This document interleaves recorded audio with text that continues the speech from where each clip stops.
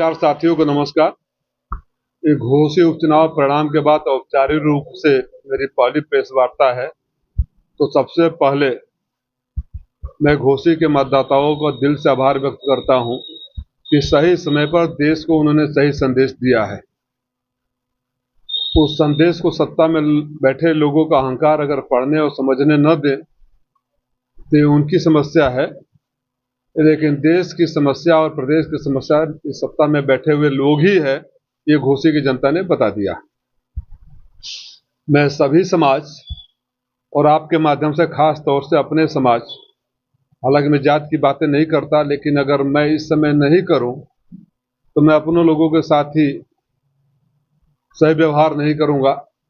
जिस समाज को कहा जाता था कि पक्के भाजपाई हैं, भाजपा का झंडा ढोते हैं, उन्होंने बता दिया कि अन्याय के खिलाफ खड़ा होने वाले वो लोग हैं जो उनके दुख सुख में साथ खड़ा रहे, उसके साथ भी खड़ा होने वाले लोग हैं। आप लोगों ने देखा था सारे भूमिहार मंत्री, पदाधिकारी, पूर्व मंत्री, पूर्व पदाधिकारी यहाँ पड़े रहे। इसलिए मैं अपने समाज के आगे भी नतमस्तक हूँ, दलित समाज के आगे खास तौर से नतमस्तक हूँ। उन्होंने सही फैसला लिया और सभी बिरादरियों का वोट मिला। उन सारे लोग जिन्होंने हमें सहयोग किया, उनके पार्टी के राष्ट्रीय नेतृत्व की तरफ से मैं आभार व्यक्त करता हूं। दूसरी बात मैं ये जो कहने आया हूं, जिसका अनुभव मुझे अच्छा हुआ कि मैं इसको स्वीकार करूंगा कि घोसी उपचुनाव में गांव-गांव की पतली गलियों में भी जाने का मौका मिला, उन सड़कों पर भी जाने का मौका मिला। तब मुझे लगा कि जो समाजवादी पार्टी की सरकार ने सड़कें बना रखी थी, जिन सड़कों का लिस्ट मेरे पास भी है, मैं आपको दे दूंगा, लगभग 75 छोटी सड़कों का निर्माण स्वयं मेरे लेटर हेड पर हुआ था। उन सड़कों की ये मरम्मत भी ये सरकार नहीं कर पाई, जबकि ये दूसरे कार्यकाल में है। पहले 100 दिनों में गड्ढा मुक्ति की बात करने वाले पूरे प्रदेश को गड्ढों से भर दिया है। तब भी मैंने कहा था कि सत्ता में बैठे हुए मंत्रियों को शर्म नहीं आती, जिन सड़कों से गुजरकर लग्जरी गाड़ियों में बैठकर वोट मांगने जाते हैं, वहां की जनता क्या सोचती होगी, क्या समझती होगी। खास मुद्दे, स्थानीय मुद्दे इस समय ये है, बुनकरों की समस्या से आप सबको अवगत है।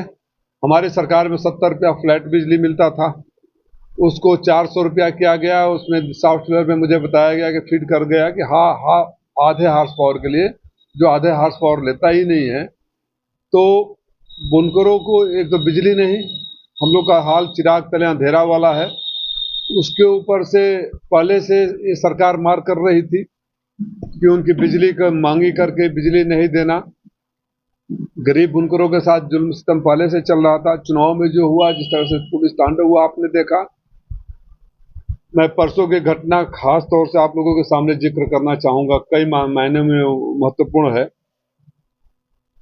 कि जब मैं मधुबन से घोसी की तरफ आ रहा था, मोड़ पर जाम लगा हुआ था, मैं भी जाम में फंस गया।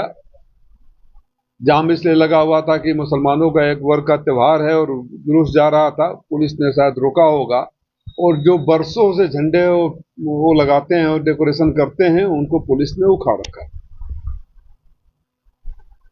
मुझे रोका गया, मैं रुक के बैठा, चाय पी रहा था। लोग बताने लगे कि वहां के कोतवाल बड़ी परेशान कर रहे हैं, हर रोज गलियों में यहाँ घुसकर दुकानों को, छोटे छोटे गरीब बेचारे हैं। ये सरकार और माननीय मुख्यमंत्री जी ठेले पर कारोबार करने वालों को मदद करने की बात करते हैं, लोन देने की और आर्थिक सहायता देने की बात करते हैं।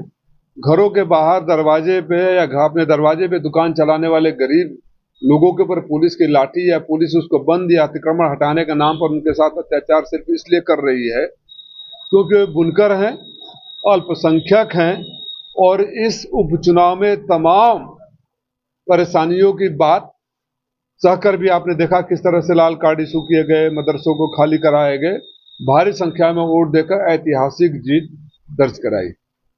चुनाव खत्म हो जाता है, अक्सर देखा गया कि चुनाव के दौरान भी इस तरह का जो सरकार सत्ता में, खासतौर से भाजपा सरकार जब सत्ता में रहती है तो करती है, लेकिन चुनाव के बाद मामला आया गया हो जाता है।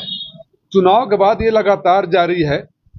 मैंने कप्तान साहब से भी बात किया, उनके बाद संज्ञान में सारी बातें लाया, लेकिन उनको ये लग रहा था कि हमें गलत जानकारी मिलती है। मैंने बताया कि मेरी 1-to-1 बात हुई, मैं रोक कर गया इंस्पेक्टर से, बात किया, और इंस्पेक्टर का जो लहजा था वो अहंकार का लहजा था, वो प्रिजुडिस लग रहे थे, हर बात के लिए उनके पास ऐसे तर्क थे।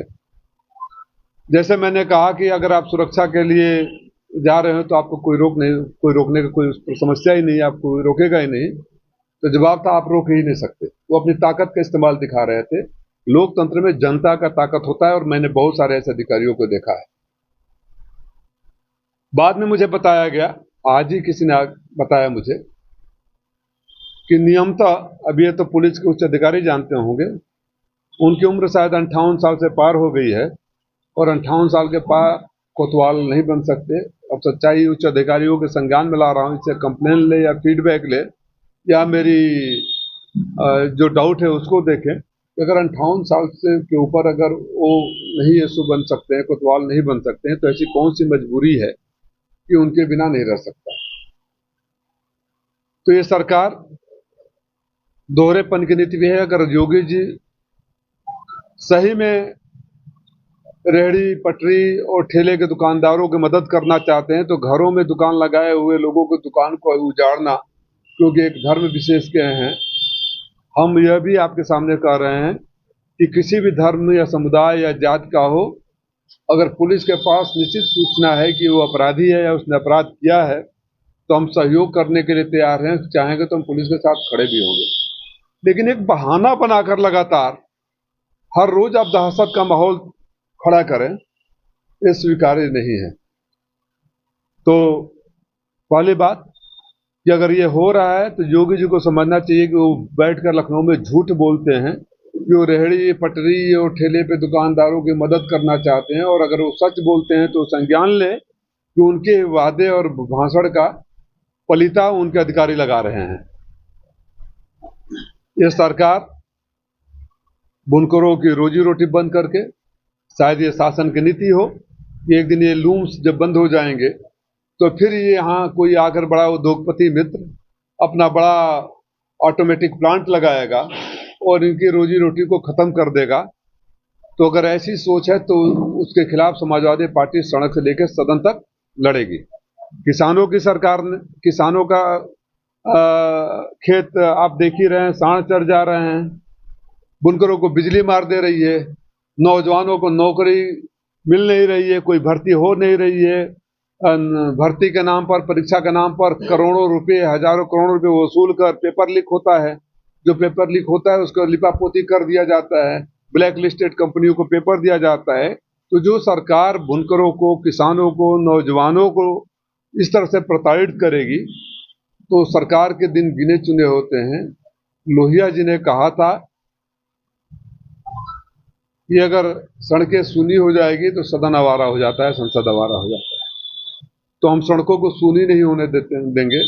मैं शासन और प्रशासन के अधिकारियों से ये निवेदन करता हूं और ये मांग करता हूं कि इसका संज्ञान ले। अगर कोई शिकायत करता है तो सरासर उसे गलत जाहिर कर देंगे। अगर आप फैसला पहले सुना देंगे तो उस पर सोचेंगे नहीं। मैंने महत्वपूर्ण मुद्दा उठाया है, तकनीकी मुद्दा भी उठाया है, और लोगों की शिकायतें। जनप्रतिनिधि का काम होता है, अगर सामने कहीं जुल्म हो रहा है, अत्याचार हो रहा है, तो आंखें बंद करके तो नहीं गुजर सकता। यहाँ की सड़कों का हाल आप देख रहे हैं, सड़कें इतनी बदतर व्यवस्था में हैं। आपके एक पत्रकार साथी हैं, हर रोज अस्पतालों के मामले उछालते हैं, लेकिन स्थानीय शासन के प्रशासन की कौन सी ऐसी मजबूरी है कि लगाम नहीं लग रहा है। उस पत्रकार को अस्पताल में पीटा गया, डॉक्टर ने पीटा, और उप मुख्यमंत्री जो यहाँ बैठकर बड़े बड़े भाषण कर रहे थे, दावे कर रहे थे, उन्होंने सोशल मीडिया के माध्यम से आश्वासन दिया कि तत्काल कार्रवाई करेंगे। वो मुख्यमंत्री जब उप मुख्यमंत्री शुरू में छापे मारते थे तो बोलते थे मैं शर्मिंदा हूं। अब लग रहा है कि शर्म हया भी उन्होंने बेच रखा है, उनको शर्म भी नहीं आती है। और आकर यहीं इसी घोषी में, इसी मऊ में आप लोगों से फिर सिफारिश करते हैं कि उनकी बात को आगे बढ़ाई जाए।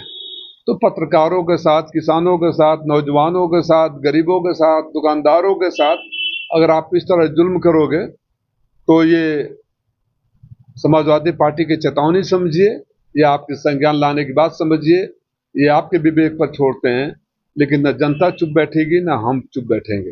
तो हम आपके पास तो खैर होंगे ही, भारतीय जनता पार्टी से नहीं, जो बाप और बेटे यहाँ घूम रहे थे उन लोगों ने ज्यादा बोला था पहले, और उनके ही बयान है कि सबसे पहले ईवीएम पर वही उनके प्रेस कॉन्फ्रेंस में उन्होंने सवाल उठाया है।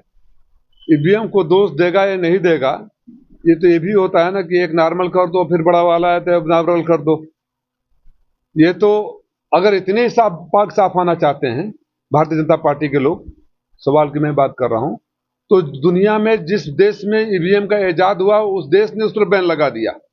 दुनिया के सारे विकसित देश ने ईवीएम पर बैन लगा रखा है, और आप विकासशील देशों में तो आप क्यों इसको चलाना चाहते हो? और भारतीय जनता पार्टी सबसे पहले सुप्रीम कोर्ट में गई थी बैन लगाने के लिए।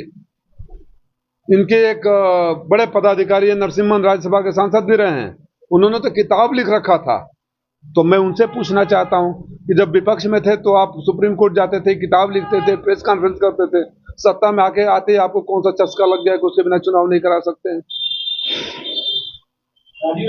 उन्होंने जब इन बड़े बड़े लोगों को दिल्ली से मध्य प्रदेश भेजा, उसी समय मध्य प्रदेश की जनता समझ गई कि कितने डरे हुए लोग हैं, ये आखिरी अस्त्र का इस्तेमाल कर रहे हैं, और उन्होंने अपनी हार स्वीकार कर ली।